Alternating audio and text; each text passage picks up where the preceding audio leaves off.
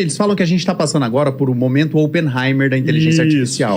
Ou para agora... Ou vai explodir o céu. E destruidor de todas as coisas, como o Vishna, né? Mas dizendo o seguinte, né, Vilela, que você está desenvolvendo uma tecnologia que pela primeira vez ela é capaz de melhorar ela mesma. Então, na verdade, eles falam que a IA é mais poderosa que a bomba atômica, porque a bomba atômica ela poderia explodir um lugar, mas nunca ela poderia criar uma outra bomba atômica.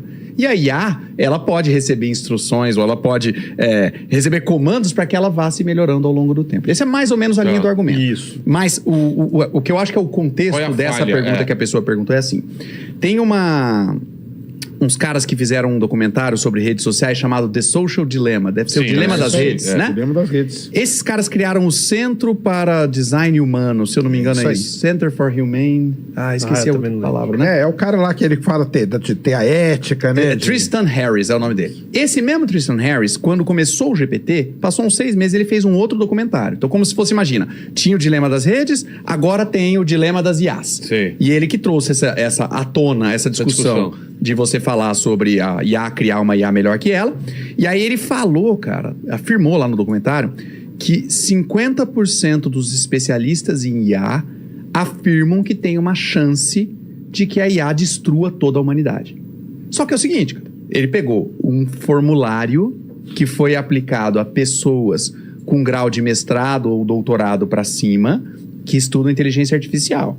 Esse questionário foi respondido por 800 pessoas. Dessas 800 pessoas, 400 responderam que acharam que tinha uma chance. E ele projetou isso para... Você entraria num avião se metade dos especialistas dissessem que ele tinha 50% de chance de cair? Como mentir com estatística. De voilà. 1956. Do Darryl Huff. Então, assim, cara... Tem muito desdobramento como o pessoal chama de desinformação, de fake news, né? Hoje em dia é muito fácil você desdobrar um argumento. Por exemplo, se a gente estiver inventando o nome desses caras todos... Basta você falar com segurança e confiança. Eu tenho certeza.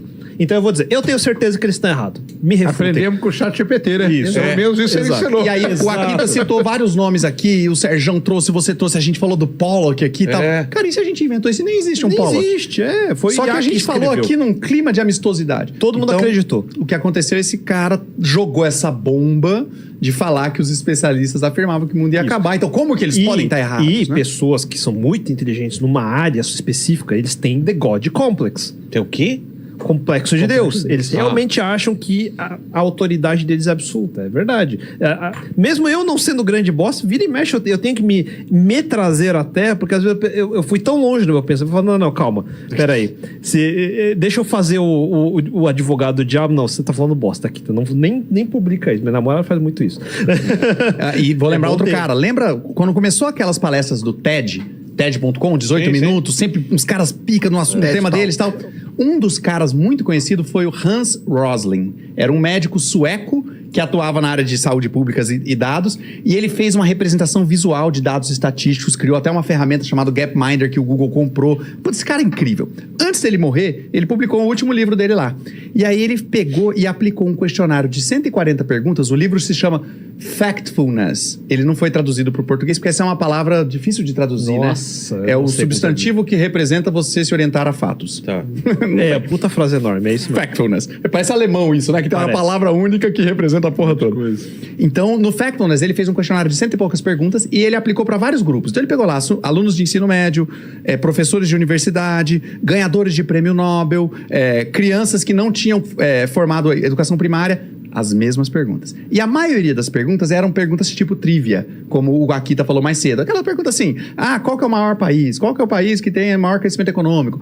Uma das perguntas que ele tinha lá é o seguinte, no grupo de países mais pobres, qual que é o percentual de meninas que completam o ensino médio? Aí tinha lá 20%, 40%, 60%.